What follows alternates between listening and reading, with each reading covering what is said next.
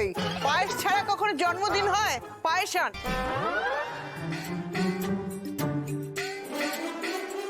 এই বাবা, সবাই পায়েস আনতে চলে গেল। এক কুয়ো পায়েস হয়েছে নাকি?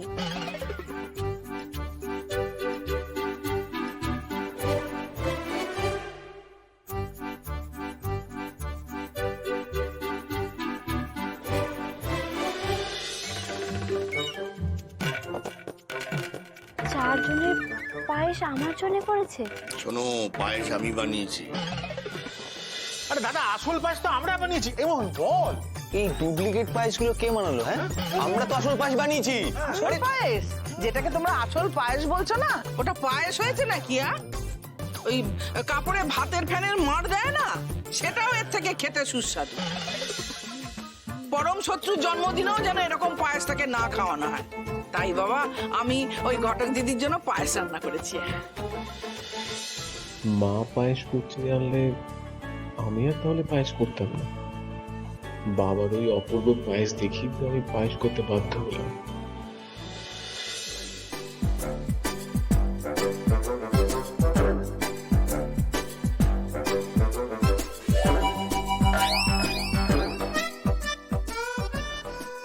বাবা, তোমার তো দেখছি খুব উন্নতি হয়েছে বাবা, খুব উন্নতি হয়েছে।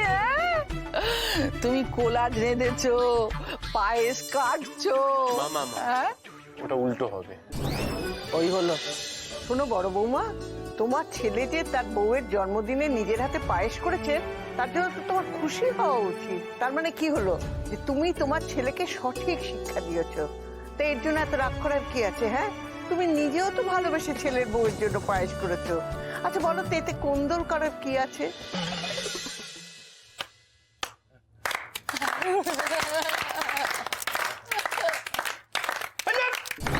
তোমার মনেটা কি? মানে আমি তো পয়সা খরচ করে দুধ কিনে, চাল কিনে, বাদাম কিনে, কিশমিশ কিনে, চিনি কিনে পায়েসটা বানালাম। তারপরে আবার খরচ করে আলাদা আলাদা করে পায়েস করার কি দরকারটা ছিল বুঝতে পারছি না। আরে গবা, তোর উপর ভরসা করা যায়, কিন্তু তোর পায়েসের উপর নইব চ। তো আজকের এই অনুষ্ঠানে আমরা সবাই কিছু না কিছু করেছি, কিন্তু আমাদের ঘটক দিদির মা, উনি তো কিছু করলেন না। আপনি তো কিছু করবেন, চলে আসুন।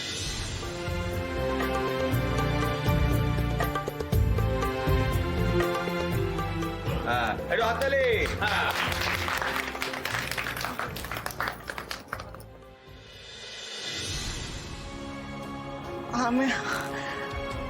আমি পাড়া গ্রামের মানুষ, আপনারা এত কিছু করলেন না। আমি তো সেসব কিছু করতে জানি না, আমি পারবও না। আমি আজকের দিনে বড় জোর যদি অনুমতি দেন, আপনারা আমার মেয়েকে নিয়ে দু চারটে কথা বলতে পারি। আরে বলুন না, মেয়ের জন্মদিনে যা মন চায় তাই বলুন। বাবা তো নেই। মা, তুমি কিছু বলো। বাবা থাকলে আজকের দিনে। আপনাদের সকলকে আমি জোর হাতে নমস্কার করছি।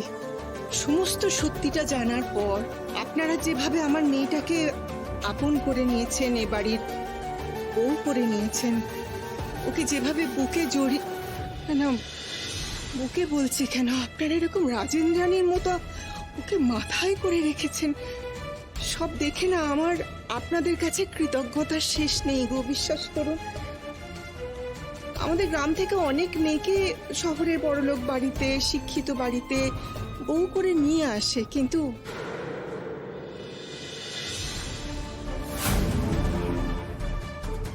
দিতিকে আপনারা যেভাবে ওর আসল জন্ম পরিচয় জানার পরও আপনারা যে মর্যাদা ওকে দিয়েছেন, তাতে আমি বলতেই পারি যে আপনাদের মতো এরকম উদার হৃদয়, এরকম মানুষ আমি আর দেখিনি। বিশ্বাস করুন, আমি আর দেখিনি।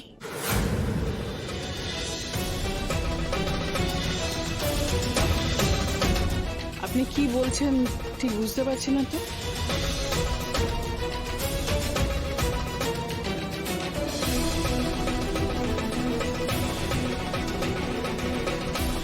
আরে বাবা, মায়েরা মেয়ের জন্মদিনে কত নাচ গান হোক না, ওটা থেমে গেল কেন আমি বুঝতে পারছি না। তুমি চুপ করো। কোনো মা আবেগের বশে তার মেয়ের জন্ম বৃত্তান্ত নিয়ে দ্বিধা দেখায় না। আপনি বলুন, কি বলতে চান বলুন। একটু সময় দিন আমাকে।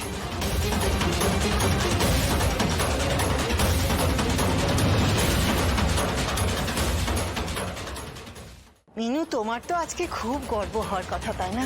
সত্যি তো হওয়ারই তো কথা। দিতি আজকে এ বাড়িতে দাঁড়িয়ে কত মর্যাদা পাচ্ছে বলো। দিতি তোমার নিজের পেটের মেয়ে।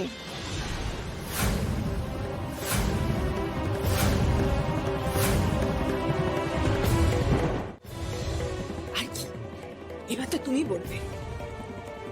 বলো মিনু, ওদের কাছে সবকিছু বলো, পরিষ্কার করে সত্যিটা খুলে বলো। কি কি বলছেন আপনি? ঘটক দিদি মিনুর পেটের মেয়ে মানে? তো আমরা তো জানতাম মিনু ওকে ছোটবেলা থেকে মানুষ করেছে, তাই মিনুকে মামা করে ডাকে। না দিদি, ও আমাকে শুধু নাম ধরে ডাকে, মা বলে ডাকে। কিন্তু না গো, আমার ভাগ্যের কি পরিহাস জানেন তো, যে দিদি আপনাদের বেয়াই আমার স্বামী আর মিনুর অবৈধ সন্তান।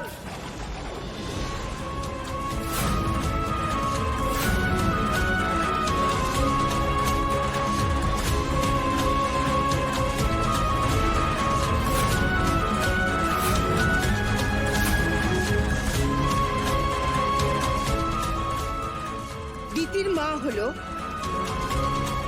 কুমারী মিনু। ঘটক দিদি অবৈধ সন্তান?